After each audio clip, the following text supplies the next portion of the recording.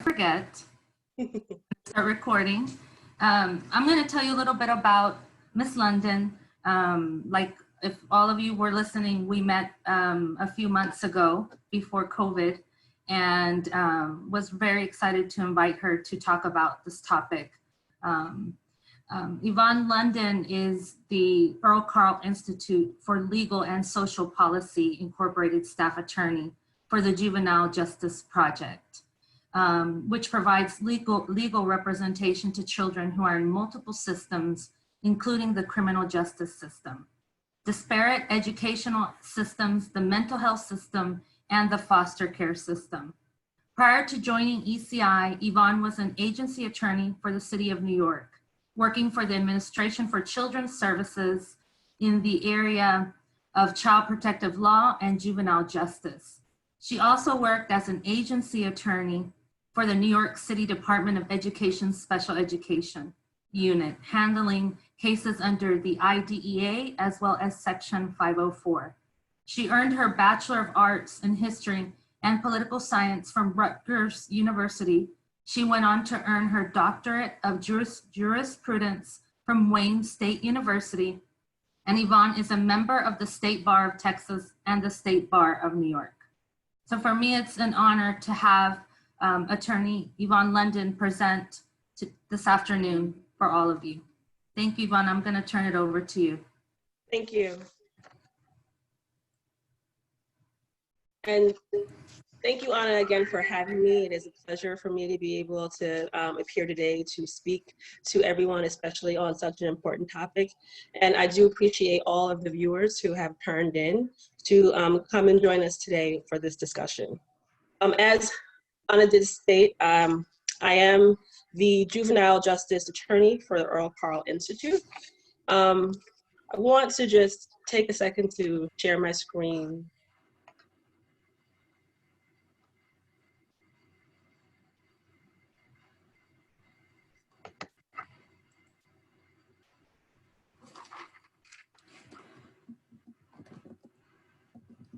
Hold on one second, I apologize.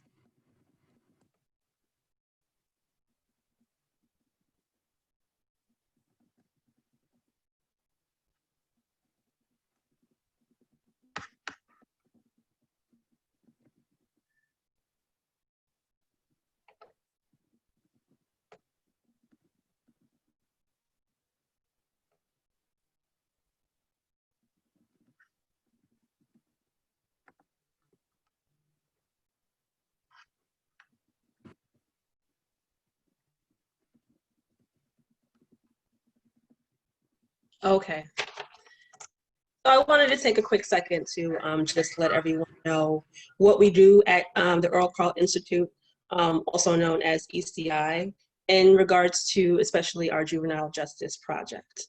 So at the Earl Carl Institute, we provide pro bono legal representation and legal research-based policy and advocacy.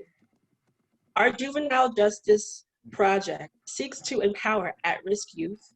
It provides holistic, client-centered representation and offers solutions to legal and social problems that impede access to future achievement and success by providing pro bono legal representation to children and families who are involved in multiple systems, including the criminal justice system, the educational, disciplinary, and disparate education systems, the mental health system, and foster care. The project also supports policy and education research and publications to advance juvenile justice reforms. Most of our clients come into the juvenile court system, whether it be through district court, justice of the peace courts, or municipal courts, for incidences that occur at school. The needs of children of color are especially massive, as shown by current juvenile data. Program is designed to attack the school to prison pipeline, foster care to prison pipeline, and the mental illness to prison pipeline, and provide holistic representation to assist children involved in multiple systems. Now, our program provides an array of services, which are listed on this slide. We provide assistance with sealing criminal records, be it for a juvenile record or an adult record that, for an offense that was committed by a young adult. We provide direct legal representation in school disciplinary actions and special education matters.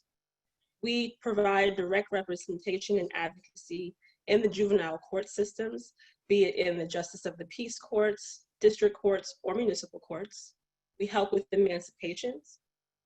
We help with securing official documents such as birth certificates, social security cards, and IDs, especially for children who are about to age out of foster care. We help with applying for mental health services and medical coverage, with accessing housing and other legal services relating to homelessness, and representation in landlord-tenant conflicts. And our service areas are Harris County, Fort Bend, Liberty, Chambers, Waller, Galveston, Montgomery, and also Brazoria. So today we are going to have a discussion about school to prison pipeline, and in particular, how race is affected by the school to prison pipeline. We are going to talk about what exactly is the school to prison pipeline, what effects exclusionary discipline has on students, the impact of school policing, racial disparity, what can we do towards making a progress towards change, and also clearing both juvenile and adult criminal records. But before I will continue, I did have a poll a question to ask the audience. And if Anna, if you could just display that first question.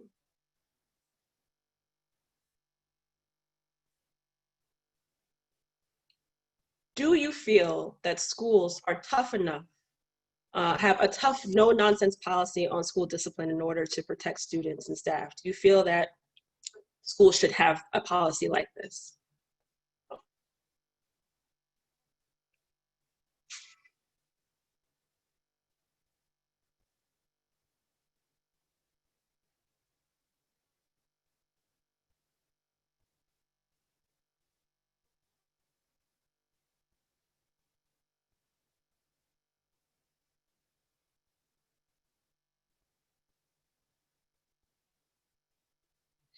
And we'll give a few more seconds so that everyone can have an opportunity to participate, and then we can show the results.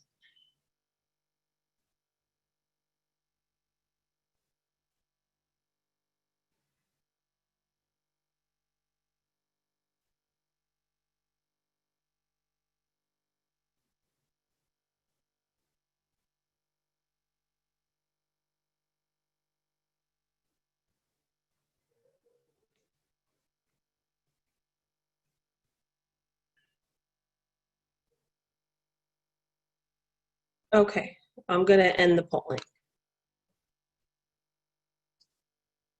So about 38% of the viewers believe that schools should have a tough no-nonsense policy, and about 63% believe that they should not.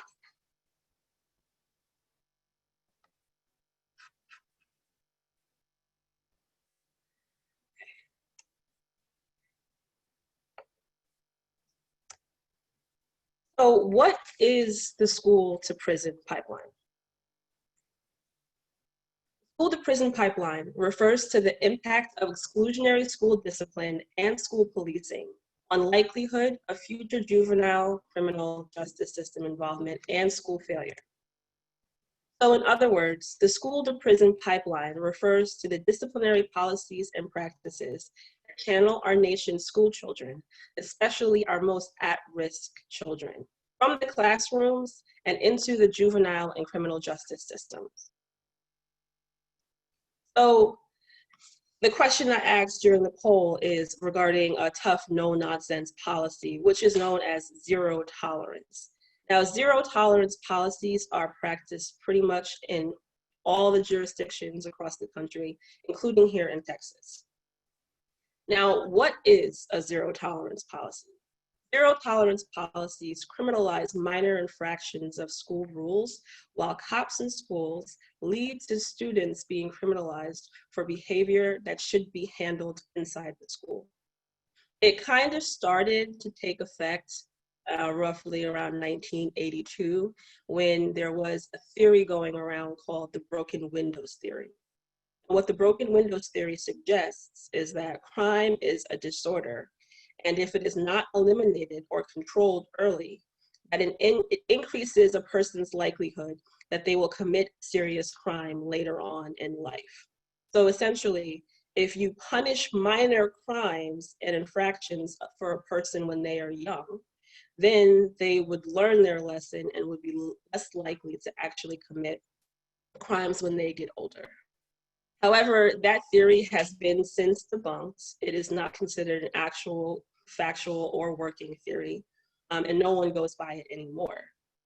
However, zero tolerance policies became even more widespread in schools in 1994, after the Guns Free Schools Act required states to expel any student who brought a firearm to school for 1 year, or else they would lose their federal funding.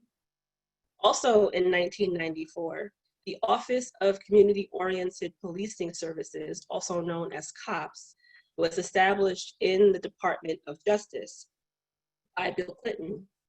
He established COPS after the passage of the Violent Crime Control and Law Enforcement Act, which authorizes a budget of $8.8 billion to be dispersed over 6 years to help prevent crime. The COPS office was created to distribute and to monitor these funds. So the COPS office has been the largest contributor to policing in schools and has allocated approximately $300 million to school policing, according to the Advancement Project's We Came to Learn, a call to action for police-free schools article that was in 2018.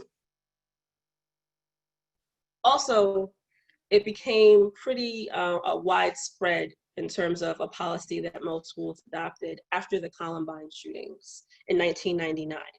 Because there was a cry for increased school policing and zero tolerance in order to protect the safety of the students and the staff. But does zero tolerance really work? So there is no credible evidence that zero tolerance reduces violence or reduces drug abuse by students. A 2014 study found that suspensions and expulsions as a result of zero tolerance policies have not reduced school disruptions and may in fact actually make schools less safe. Suspension is an ineffective way of changing a student's behavior and does have serious long-term repercussions, such as the possibility of that student falling behind academically. It also enforces misbehavior and discourages students in regards to greater school involvement. It also can help shape a bad self-image of the child if they are continuously getting in trouble. Now, zero tolerance policies allow for punishments of minor infractions in school, including code of conduct violations. And punishments can range from detention in school or out of school suspension, DAEP or JJAEP placements, or even court involvement. In these types of infractions, they are called exclusionary discipline method. And we'll talk about that more a little bit later. So this is a quote from Reversing the Pipeline to Prison in Texas article. Zero tolerance policies require school administrators to suspend or expel students to the severity of circumstances or context, despite the severity or circumstances or context of the situation. No single definition exists across the American educational system, making outcomes difficult to track and compare, but such policies are prevalent throughout the nation and in Texas. Punishments often manifest as referrals to the youth justice system, the foundation of the school to prison pipeline. So what is exclusionary discipline? It is any type of disciplinary action that will remove or exclude a student from his or her usual educational setting. The types of exclusionary discipline are in-school or out-of-school suspension, expulsion, referrals to the Disciplinary Alternative Education Programs, or DAEPs, and also referrals to Juvenile Justice Alternative Education Programs, JJAEPs. Now, how is race impacted by exclusionary discipline? Well, in Texas, during the 2017-2018 school year, Black students comprised 13% of student enrollment throughout schools in the state. However, they comprised 33% of students receiving out-of-school suspension and 25% of students receiving in-school suspension. Students with disabilities are also affected by this too. In this same school year, they comprised 10% of student enrollment throughout the state. However, they comprised 20% of students receiving out-of-school suspensions and 16% of students receiving in-school suspensions, and 17% of those students referred to DAEPs. The effects of exclusionary discipline is kids who have been suspended or expelled are 6 times more likely to be retained in their grade and have 5 times the dropout rate of other kids. They are also 3 times more likely to have contact with the juvenile justice system the following year. Now, this is a quote from the Beyond Suspensions Examining School Discipline Policies. Students of color with disabilities faced exclusionary discipline, pushing them into the school to prison pipeline at a much higher rate than their peers without disabilities.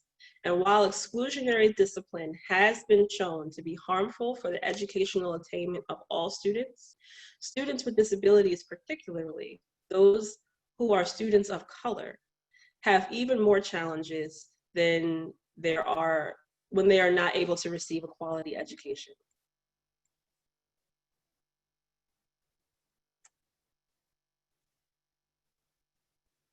And even when controlling for 83 other variables, including socioeconomic status, campus, student, and county demographics, African-American students were 31% more likely to receive a discretionary disciplinary referral. And special ed students, particularly students who are emotionally disturbed, were significantly more likely to be referred, who have a classification of emotionally disturbed. Expulsions and suspensions of young children can lead to more expulsions and suspensions as they get older. Labeling a child as being in need of harsh discipline creates a negative way in which teachers see these children and can also be detrimental to their social and emotional learning. This could lead to issues in adulthood, such as unemployment, mental health issues, substance abuse, and also criminal activity. Cognitive bias has a huge impact on the role race plays in the school to prison pipeline. When making judgments, we have a whole lot of factors that we have to take into consideration. We have to look at things objectively. We want to think that we look at things logically and that we're capable of making evaluations based on the information that we have available to us. But the reality is, however, our judgments and decisions are often riddled with errors and influenced by a wide variety of biases. Blind spot, hidden biases of good people, describes hidden biases as bits of knowledge about social groups. These bits of knowledge are stored in our brains because we encounter them so frequently in our cultural environments. Once lodged in our minds, hidden biases can influence our behavior towards members of a particular social group, but we remain oblivious to their influence. Most people find it unbelievable that their behavior can be guided by mental content of which they are not aware. Indeed, unconscious stereotypes or cognitive bias within the context of the educational, child welfare, or criminal justice systems can take the form of overt racial bias, implicit bias, and or confirmation bias.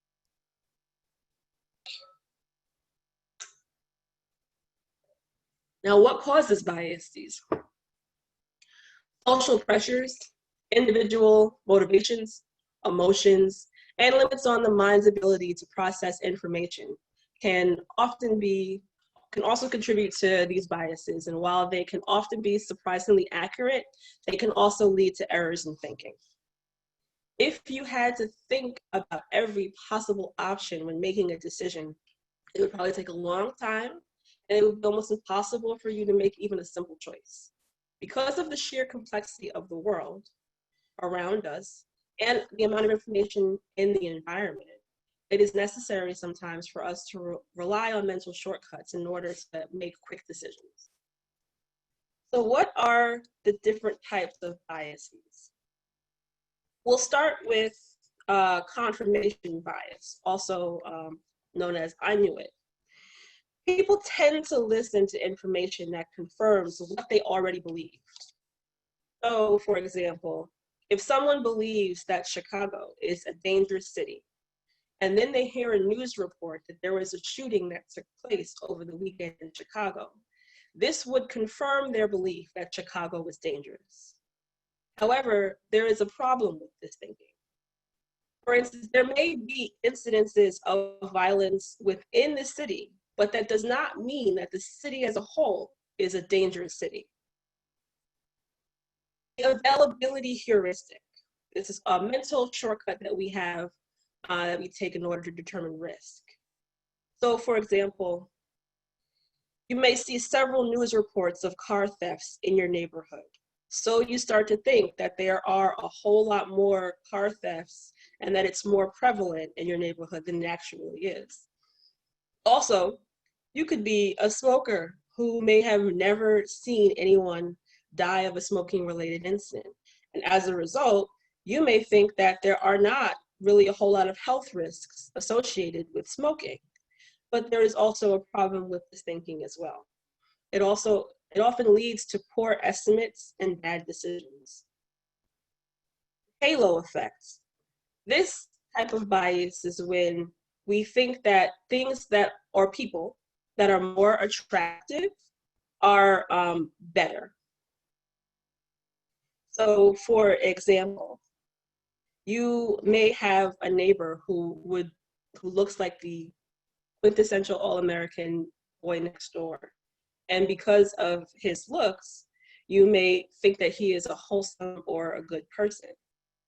Or you may have a job applicant come into your place of business for an interview, and they look professional and put together. So you make this assumption that they are the best candidate for the job. However, the problem with this thinking is that it can clearly lead to unequal treatment. So for example, you may see a person that has a face full of tattoos and just automatically assume that they are scary.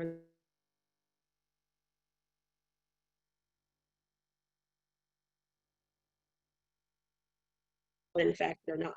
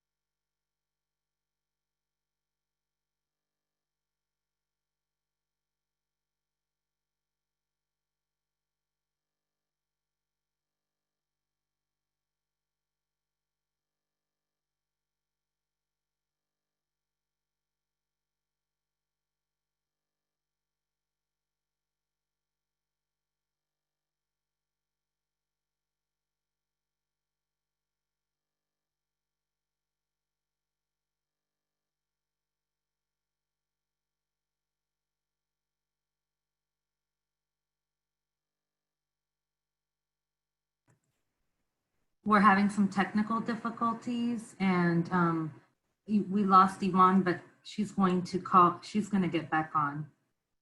So just hold on. Thank you.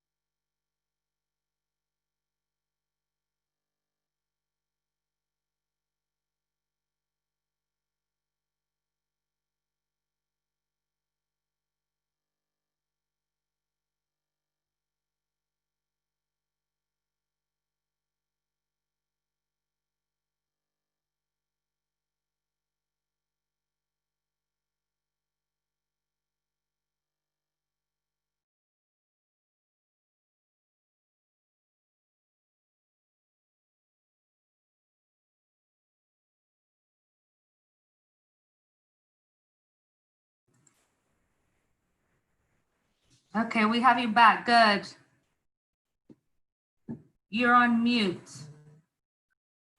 Okay. Sorry about that. My computer just kind of. That's okay. That's okay. We kind of all were trying to figure out what happened. Good. It's the Zoom world, remember. We're trying to, but it's great to have you back on. Okay. Okay, let me share my screen again. Sure. Okay. Thank you.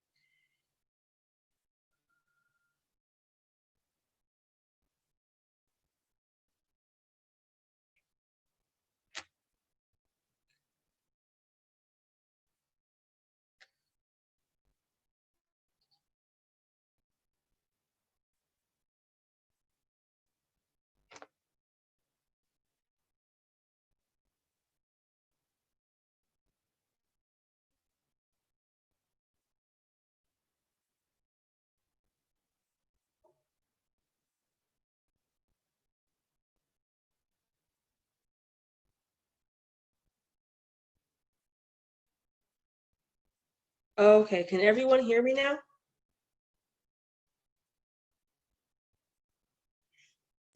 Yes, we can hear you. Okay, so where was I?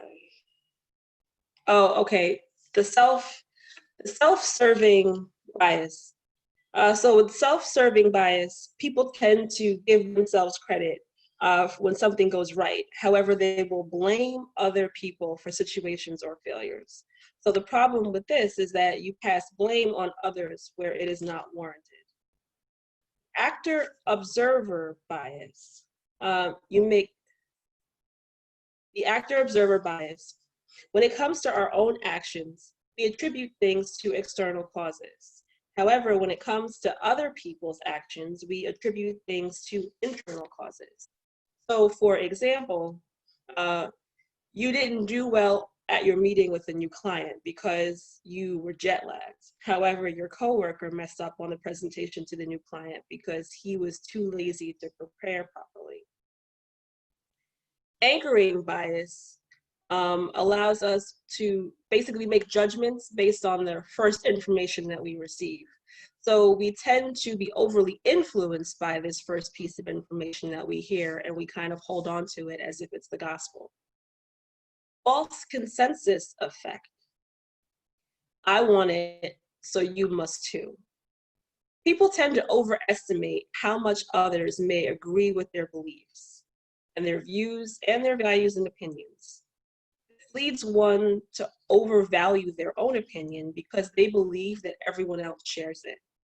This is very common because we tend to associate with people who may share our beliefs, like family members or close friends.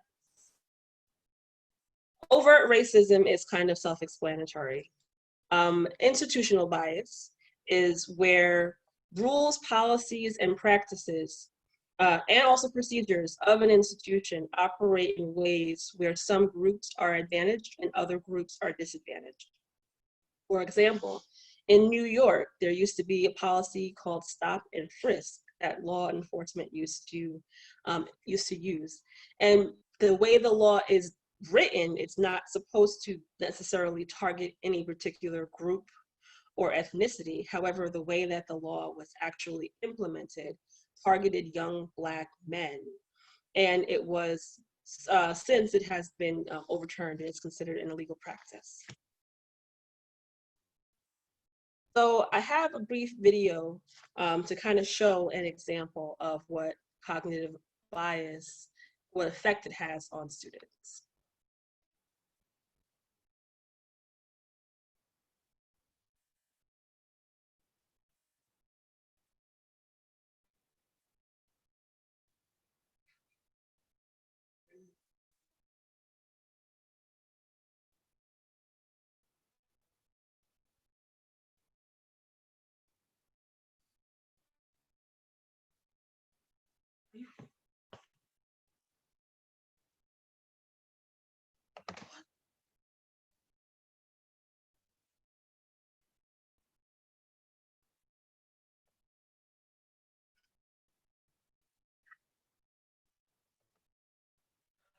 My apologies, everyone, for the technical difficulties. Let me pull it up again.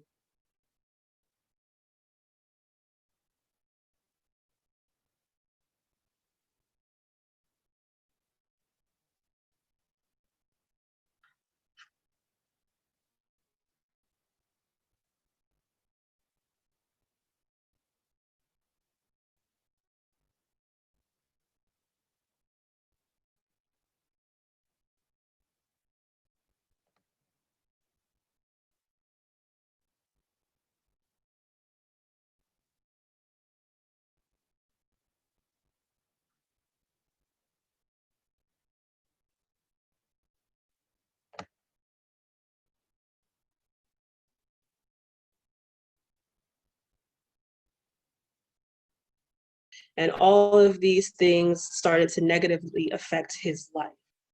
Whereas the next video is kind of an impact.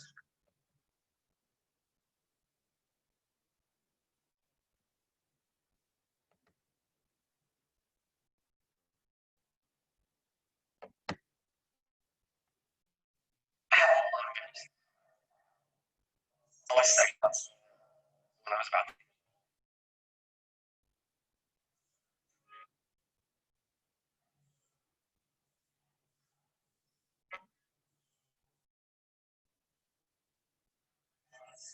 focus and process ideas, but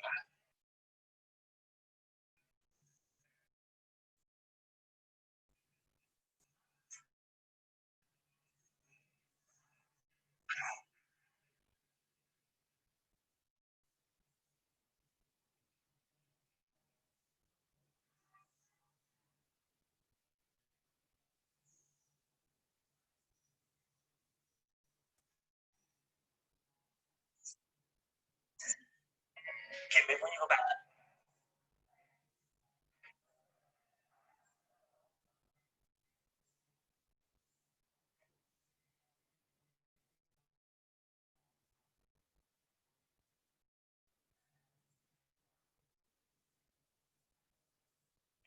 Yelled.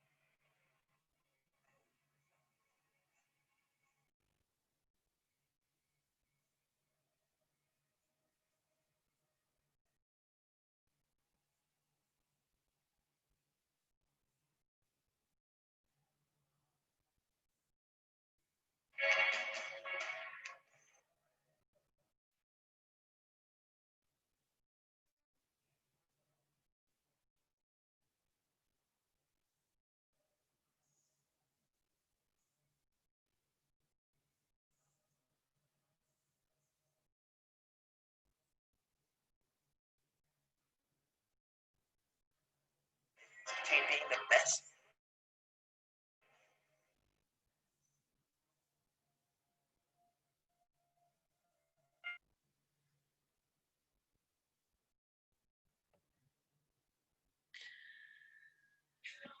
Whereas it's different in this particular case, this student was being disruptive in class, the same as the student in the previous video. However, he had a teacher that actually saw potential in him and did not want to label him as a student that had behavioral issues. He saw him as a student that possibly had a talent, and he was able to help foster that talent. So his self-esteem was different. He ended up, as he stated, going to college, having his drumming talent pay for his education, pour the world because of it. So it's his outcome was slightly different, partly because he wasn't labeled as a potential problem as a young child.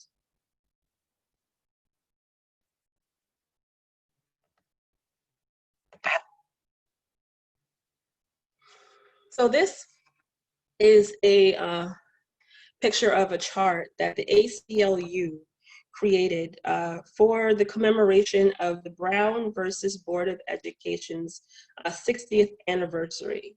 And it is designed to show that education, even 60 years after Brown, is still not equal. School discipline policies disproportionately affect people of color. So zero tolerance discipline has resulted in Black students facing disproportionately harsher punishments than their white student counterparts in public schools. So the top part of this graph shows that during this time period, about 51% of students nationwide were white, and about 16% of students nationwide were Black. However, in regards to multiple suspensions, Black students made up 42% and white students made up 31%. Black students also represent 31% of the school-related arrests, and Black students are 3 times more likely to be expelled than their white student counterparts. Students suspended for or expelled for a discretionary violation are nearly 3 times more likely to be in contact with the juvenile system the following year. So there are 2 different types of removals: mandatory and discretionary removals. So mandatory removals to an alternative educational placement would be for offenses that are considered serious, like weapons or drugs or offense, or certain violent offenses or felonies. Discretionary removals are just that. They are discretionary at the discretion of the teacher. The teacher has the ability to remove the student from classroom for repeatedly or seriously interfering with instruction. And that's where you see the vast majority of removals to detentions or suspensions or other educational alternative placements.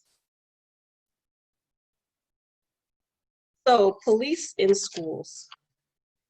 Before we go further, there is a second question that I would like to ask the audience. So Anna, if you could please do the second poll.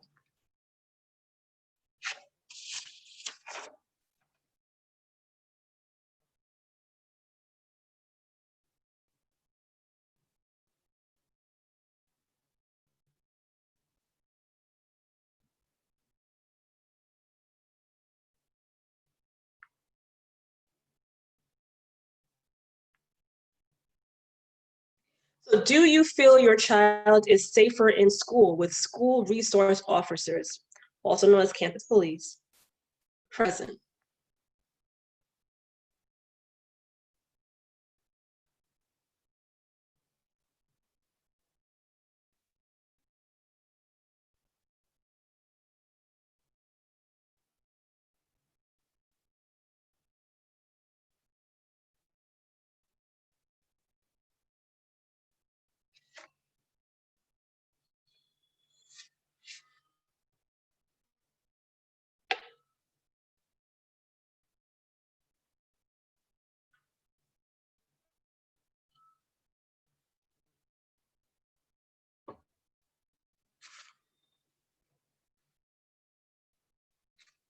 Just give it a couple more seconds.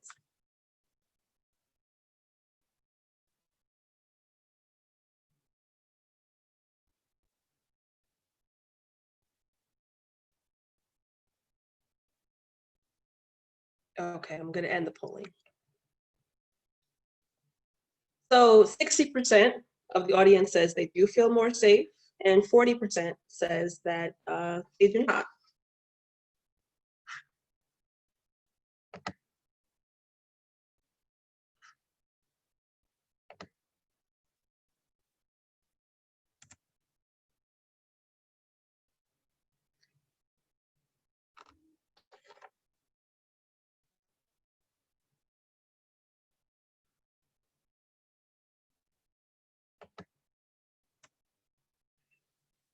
So school policing. What was once handled with a trip to the principal's office can now result in a trip to court, either via arrest or a complaint for a Class C misdemeanor offense. School ticketing was kind of the process a while back that Texas implemented. It is no longer really in existence now. However, it did have a high impact on the number of cases that were brought before courts regarding Class C misdemeanor offenses for children in schools. So with school ticketing, police used to have the authority to give tickets and citations to students for relatively minor infractions like chewing gum, using profanity, acting out in class, fighting, and other code of conduct violations. And these would all be basically require them to go into the court system with Class C violations, Class C misdemeanor offenses.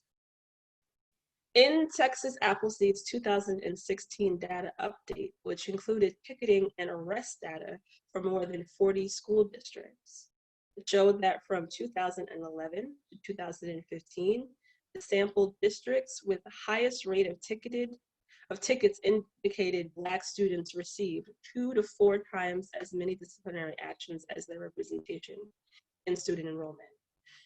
Statewide, from 2011 to 2015, Black youth were referred to juvenile probation for school-related offenses at a rate 2.6 times higher than white youth.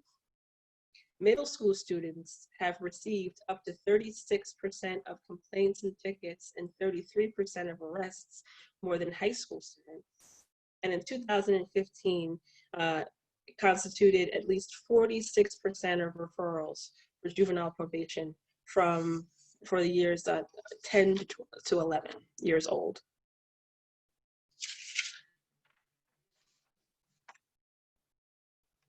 Now, this is a slide that kind of distributes the different types of Class C non-traffic related misdemeanors back in 2012. And you'll see that there was about 229,155 cases filed for Class C misdemeanor offenses in that year.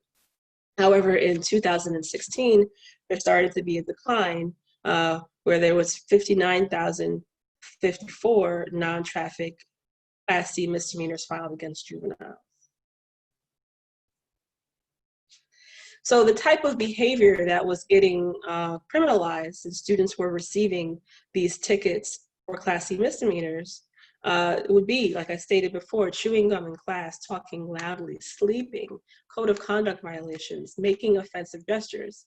Basically, many of these behaviors, such as impulsiveness, disobedience, and conflict with authority, are very common amongst juveniles. And many times you hear people say they're kids being kids, not necessarily something that would warrant a trip to court, but more possibly it could be handled inside of the school. However, in 2017, there was some legislative reform regarding decriminalization reform. The legislative session in 2017 basically eliminated mandatory referrals for criminal complaints and alternative placements and required schools to create progressive sanctions. Now, although the 2017 legislative session achieved some reform in Texas, police are still ever present in the schools and in Texas and around the country. According to the National Center for Educational Statistics, during 2015-16 school year, 24% of elementary school students, 42% of high schools, and 51% of high schools that had a high enrollment of Black and Latinx students had school resource officers in them. National Association for School Resource Officers estimates that there are probably about 14,000, 20,000 school resource officers in schools today. Resource officers have been charged with maintaining order and safety in schools. And although less than in previous years, school administrators are still making referrals to resource officers when children violate school policy. And these referrals disproportionately affect students of color. Now, this is a quote in regards to Baltimore City Public Schools. Basically, in Baltimore in 2017, 100% of the students arrested during the 2016-2017 school year were Black students. And that students comprised 81% of the student population. 17% of the 85 school-based arrests were Black girls. And then when you look at the school-based referrals to the juvenile justice system, there were 156 school-based referrals. 149 of those school-based referrals were for Black students, and girls and boys were equally represented. About 80% of the school-based referrals were for boys and 76 were for girls. According to the study by Youth Resources, 48% of the students say that police used excessive force at the time of those arrests. Now, this is a video of a young girl in Florida who was 6 years old, who got arrested. And many of you probably have heard about this story in the news. Now, amid a growing backlash, the Florida school resource officer who arrested two 6-year-olds at their Orlando school.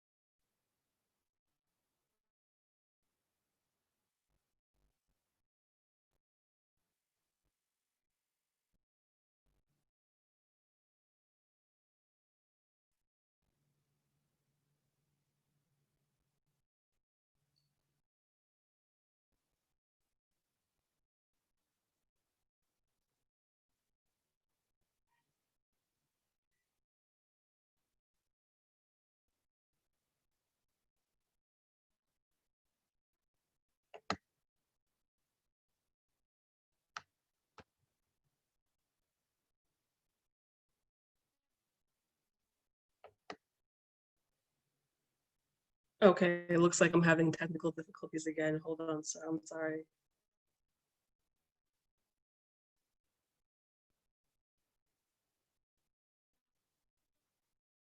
Well, I can discuss what happened to her. So she was a 6-year-old child who had sleep apnea. She hit her teacher and then got arrested for assault charges. However, the DA, who is in the screen, decided not to prosecute the child, and cases were dismissed, and that case was dismissed. However, she was only 6 years old. Now, it's important to note that it varies state by state, but in most states, including in Texas, you would be considered a juvenile offender between the ages of 10 to 17. So this child was way too young to have been arrested and then charged with an offense such as this.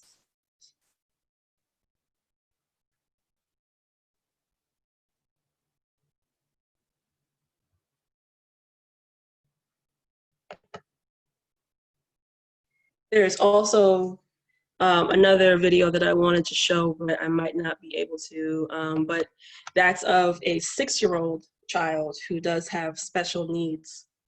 And he also, I'm sorry, not 6 years old, he was 8 years old, 8-year-old child that has special needs. He was arrested. He had, his arms were so tiny that they could not even put the handcuffs over him. And he was charged with a felony for hitting a teacher, but it was eventually dropped as well.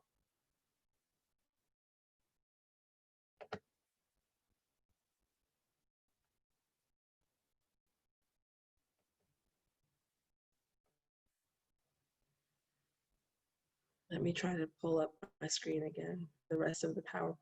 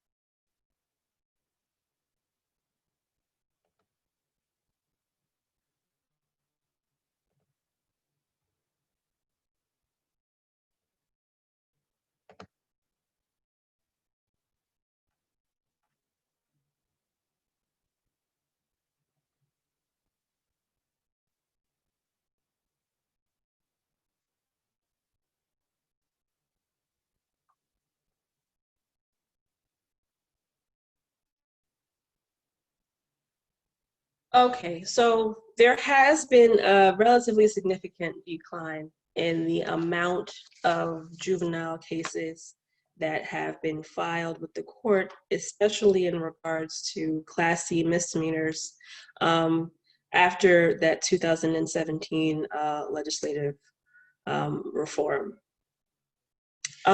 This first slide shows that back in 2012, there were about 314,000 Class C misdemeanor cases that were filed in juvenile and justice of the peace courts and municipal courts in Texas back in 2012. But there has been a 63% decline since then, and in 2018, there were 115,000 that were filed in Texas courts. This slide right next to it shows all these other cases that would not be considered Class C misdemeanors. And as you see at the very top, all other offenses are the ones that are labeled the most. And in 2018, there were about 21,874 all other offenses, type offenses that were filed in the courts. So if it's not a Class C misdemeanor, it's a possibility that it could be a very serious charge or a felony. And there are some cases that are considered determinate sentencing cases. What a determinate sentencing case is a case that involves a severe criminal offense given a sentence that first begins in the Texas Juvenile Justice Department and then can potentially be transferred to the Department of Criminal Justice. for a period of up to 40 years. So these offenses that are listed are considered determinate sentencing offenses. As you see, it's like murder, capital murder, manslaughter, aggravated robbery, criminal solicitation. These are all severe cases. And essentially, the youth could start serving the sentence in a juvenile facility, and then at the age of majority, get transferred to an adult facility and serve out the rest of the sentence. So what are some of the ramifications of getting found guilty, or in the juvenile justice world, getting adjudicated guilty? You have a criminal record. Criminal records can affect your opportunity for jobs, housing, college applications, your ability to get into the military, or even sit for professional exams like the bar exam if you wanted to be an attorney. It may affect your immigration status. It also could be used to enhance sentencing if you ever had a crime as an adult. And then you also have effects of just people dropping out, youth being further involved in the criminal justice system. All of these do have possible effects. So what are possible solutions? There is a growing trend towards restorative justice programs. What is restorative justice? It is a disciplinary practice that attempts to repair harm caused by crime by bringing the victim and the offender together to repair the harm caused by the criminal behavior. So for an example, they may have healing circles, mediated victim-offender dialogues, or group conferencing. The whole point of restorative justice programs is to have all parties come together to discuss the underlying issues and hopefully resolve them. It is both a disciplinary practice as well as an opportunity for healing. The offender is not only encouraged, but is required to take responsibility for their actions, to apologize, to develop a plan for restitution to the victim, and also follow through with that plan.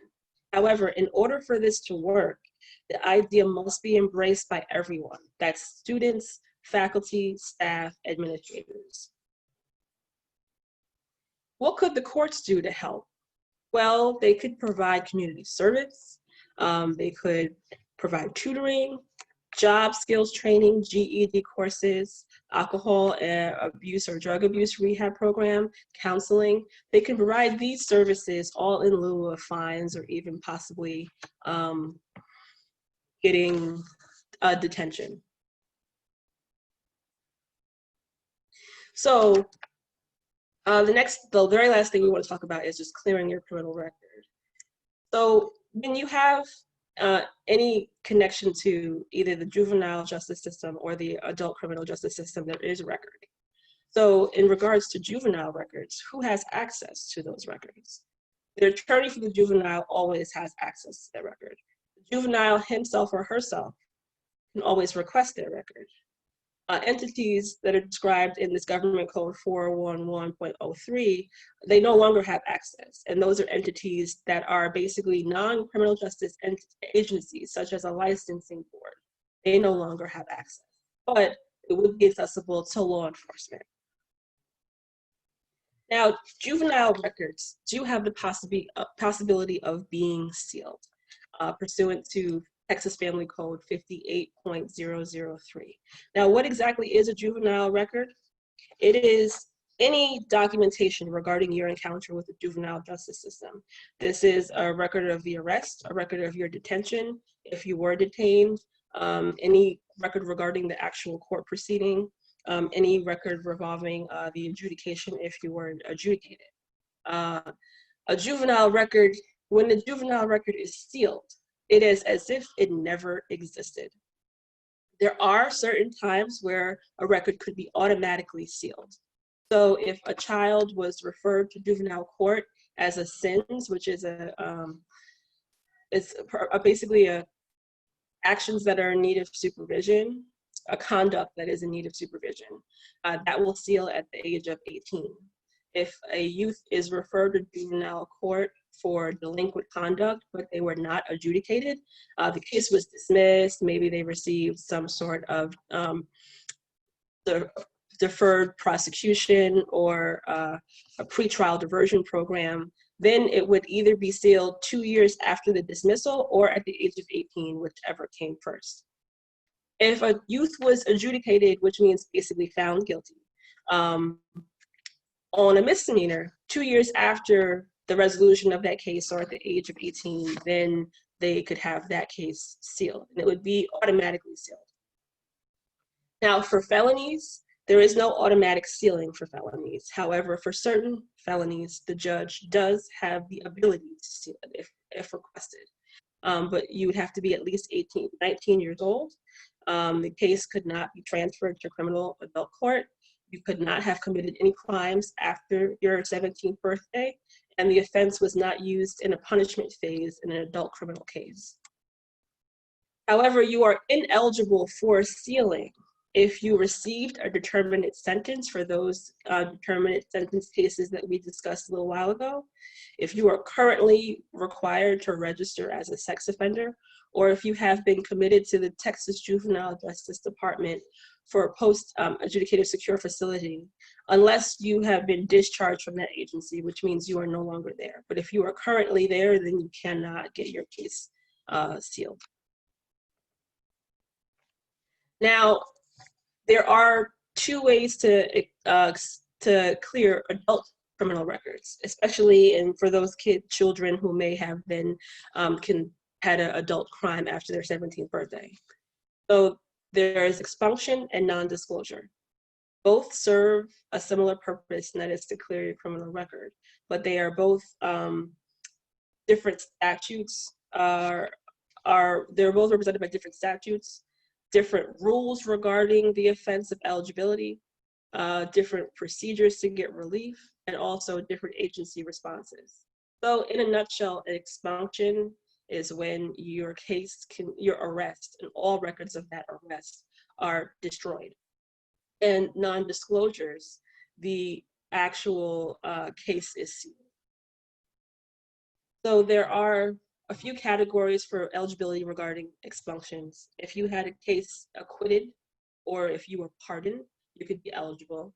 If the case was dismissed or no-billed, no-billed means they found that there was no probable cause, then you could also have it expunged. But you would have to make sure that you were not currently serving any type of probation or community supervision for any offense that arose out of that arrest, except for maybe a Class C misdemeanor. The statute of limitations must run, and there's also a waiting period. As you see, 6 months for Class C misdemeanors, 1 year for Class A and B misdemeanors, and 3 years for felonies. There's discretionary expunctions, which means that the discretion at the behest of the prosecutor, if it does not fall into these categories, or identity theft. So with identity theft, you would have to show that you were not the person who committed the crime. That usually happens, let's say somebody gets arrested and they may give your name and your information, and now that arrest has your information in the system, but it was not you. You could prove that it was not you. You could be eligible for an expunction because of identity theft. Non-disclosures allow the petitioner, who is the person requesting the non-disclosure, who received dismissals after deferred adjudications, to seal their records. And if granted, they are sealed and they can only be opened for limited reasons.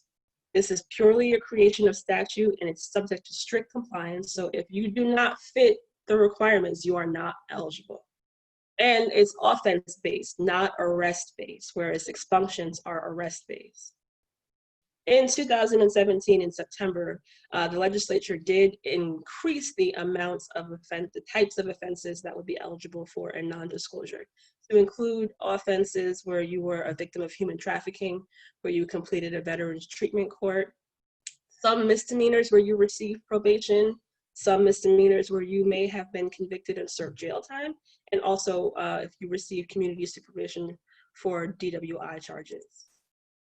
However, there are restricted offenses that would make you ineligible for a non-disclosure. And these offenses would be if it was any offense regarding registration of a sex offender, requiring registration of a sex offender, family violence offenses, aggravated kidnapping, murder, trafficking of persons, injury to a child, stalking. This list would make you ineligible for a non-disclosure. And lastly, there is a waiting period for non-disclosures. If you have a felony offense that you want to get non-disclosed, you would be eligible to apply 5 years after that matter was discharged from the court. If you have a misdemeanor, certain misdemeanors with these particular penal codes, that would be regarding kidnapping, indecent exposure, some assaultive offenses, disorderly conduct, some weapons offenses, then you would have to wait 2 years from the date of discharge. But if you have a misdemeanor that you had a deferred adjudication on, and it was not those misdemeanors that would require you to have a 2-year waiting period, it would be no waiting period at all. You could apply immediately after you are discharged from the court. So as stated earlier, our office does handle both juvenile and adult record clearing cases. It is very important, I believe, to, if at all possible, get any particular case that you may have at least looked at to see if you would be eligible for record clearing, because having a clean slate essentially does help affect people. It does give you a new opportunity on life. And now, can open it up to any questions. And if anyone wanted to contact me, this is my information.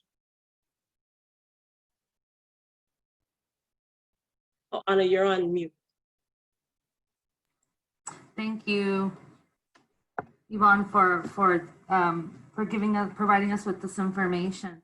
We're going to open it up now for questions. If you would like to put your question in the chat box. And also I want to remind everyone that once you log off the presentation today, there is an evaluation. If you could please fill out that evaluation form, that helps us with our funding. Will the presentation be available? Will you be able to send me the presentation and send it out to the participants? Yes, yes, I will. Okay, then I'll send that out to the participants who attended today. So we'll open it up for Q&A at this time.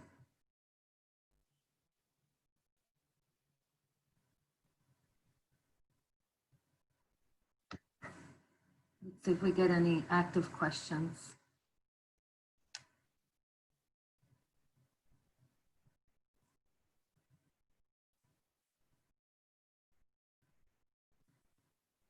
So Yvonne, do you, the families that contact you, what are the calls that you mostly get? Like, I know that you're in the Houston area, but what are the families that reach out to you?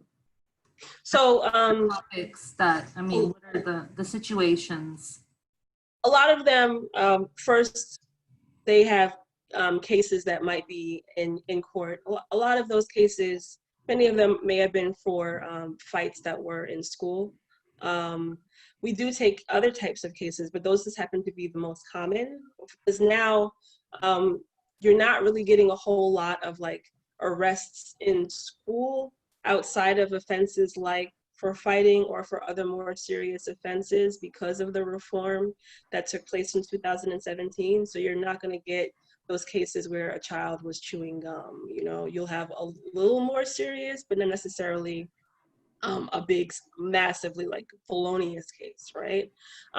We do get special education cases too. So I have appeared in ARD meetings on behalf of children and their families. So those are kind of the vast majority of cases that we usually get. However, you know, we do take on all the types of cases that I did discuss earlier. Okay. I imagine that you also attend the MDR meetings. Yes. With families. Yes. Okay, it looks like here you have a comment in the chat box. Can you see it? I'm about to look.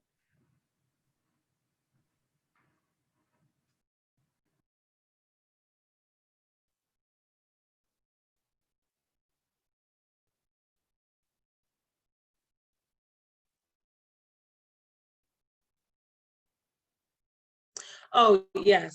So truancy cases too used to be very, very prevalent years ago. There has been a significant reduction in truancy. However, there still are truancy cases. We would represent truancy cases as well.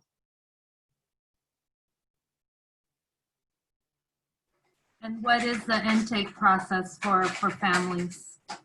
So there is a form on our website, which I can also send to you, and you can distribute to everyone that's participating, on top of just giving our office a call. But there is 2 separate forms on our website. One for JJP cases, and also there's a separate one for what we call our clean slate program. Those are the record clearing cases. So even if it was a juvenile record that you would like to get sealed, you could apply from the clean slate application. And if it's not in regards to clearing either our adult or juvenile record, but it's another type of juvenile justice concern, then you could apply on our JJP application. And what happens is we get notified. We will then reach out to the applicant to get more information and start the intake process that way. Or you could just call my number or our main number, and we can start the application process over the phone.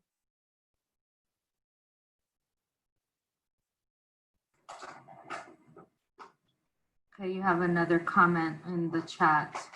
Yes, they say, I feel that school policing isn't viable. Too much trying to be friends with the good students and giving the bad ones incentive to do better.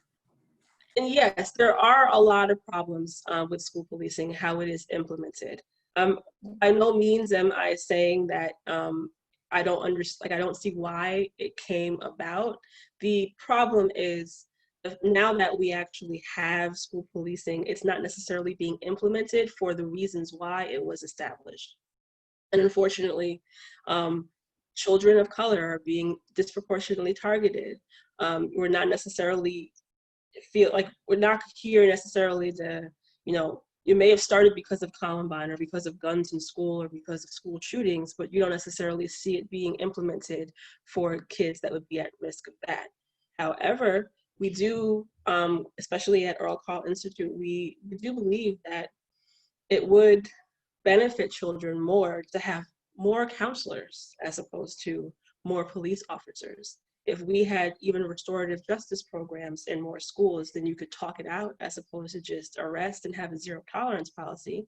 Zero tolerance policies are not being implemented in the way that they possibly were designed, and now it doesn't take into account what's actually going on with the children, or even the fact that children just kind of act in a way that is, spontaneous or maybe disruptive. They're young and they're learning. It doesn't take that into consideration.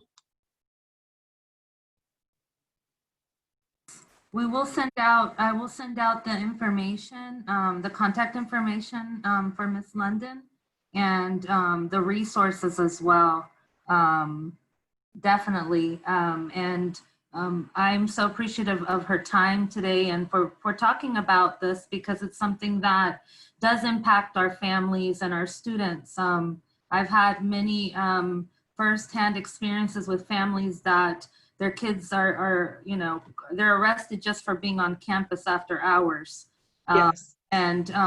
Or that this is a case way back. I lived in Florida for a while and volunteered for an organization that helped families of children with disabilities. And this young man had drawn a gun, and just because he had drawn a gun, they were making the biggest scene that this child had drawn a gun, and had never had an issue. He had autism. And they brought the drawing, and it was just like, oh my gosh, he drew a gun. And there was this whole investigation. They wanted to send him off to another school for behavior kids, and that wasn't what he needed. And I remember clearly going to that meeting, and the parent and I, we just kind of looked at each other. We couldn't believe what was going on. They were trying to pull out documentation that, you know, this is the first thing he ever drew was a gun, and had no prior incidents or anything. But those things happen, and our families are, you know, no one wants to talk about this topic, and I think it's very good that we bring this up, because there needs to be more discussion, I think. And yes, joining, you know, sharing resources on how we can help each other. yes, most definitely, because it affects more people than you may imagine, and it would just be probably a lot better for everybody if people just talked it out, as opposed to just, or tried to figure out what underlying problem was, as opposed to just, oh, you did this, you're in violation, we're going to call the police, and then we're going to have you arrested. Yes. Especially with those children in Florida who are not even at the age of 10. I mean, that just creates more trauma in their life than necessary. Right. I recently had a family that has a son with ADHD that they were isolating him, and they weren't allowing him to come into the classroom, but then he wasn't being provided the appropriate accommodations. And at one point, the family had left the school building, and there was a police car out in the parking lot. So just things like that send the wrong message to families, when we should be partnering to help each other out and help our kids. Yes. I think you have a question. No. It's in the Q&A. Okay.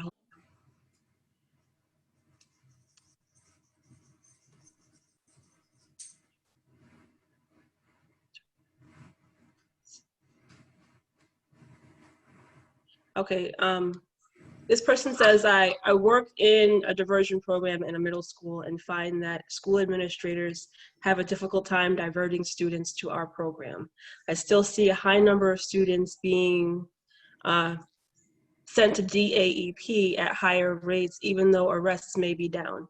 Many kids are being written up for conduct behaviors or because teachers may have issue with students. We do restorative justice circles, but often find ourselves fighting an uphill battle with administration, and it's heartbreaking. And yes, that is the case.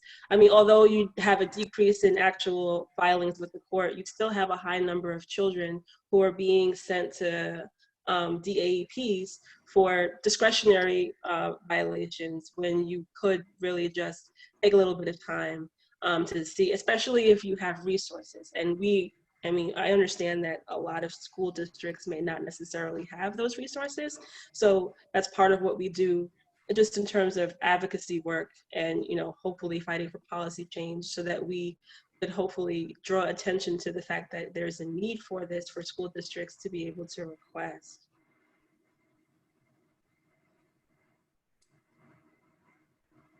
And then the third one, L. Clifford Davis. Yes, usually holds expunge. Oh, that's great. Yes, holding those types of clinics each year is definitely a helpful thing, because it does get the word out for people to be able to see if they can get their records cleared. Okay.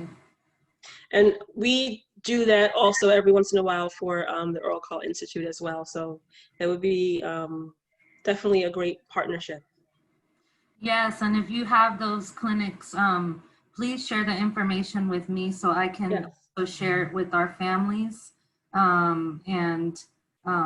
Definitely, if there are resources of any of you who are on this webinar today that you would like to share, and we can pass on also to Ms. London or myself, that would be great. I think in this type of presentation, we can all network and provide that information. So it looks like we don't have any more questions. I want to know if you would like to just give some last minute thoughts, and then we'll wrap it up. And if you would like to contact Ms. London, Her information was on the last slide, and we can also put it in the chat box as well. And if you could also fill out the evaluation and also follow us on Team Project Facebook. And if you enjoyed today's presentation, please give us your feedback. It was very informative. And you can also share this information with other organizations. We'll be sharing the information here in the chat box on how you can contact Ms. London. And if you need a certificate of participation, you can reach out to me and I can send that to you. I will also put my email in the chat box. But I just want to thank everyone. Yes, I can send it out by email. If you contact me, I can definitely send that to you.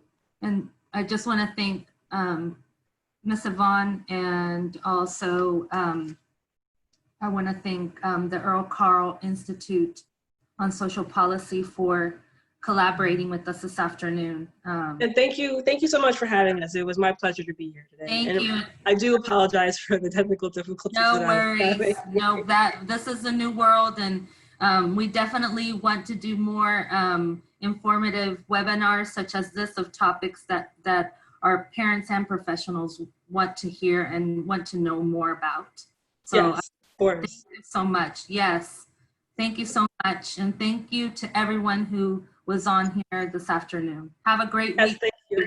And stay safe. Bye-bye. Bye, everyone. Bye.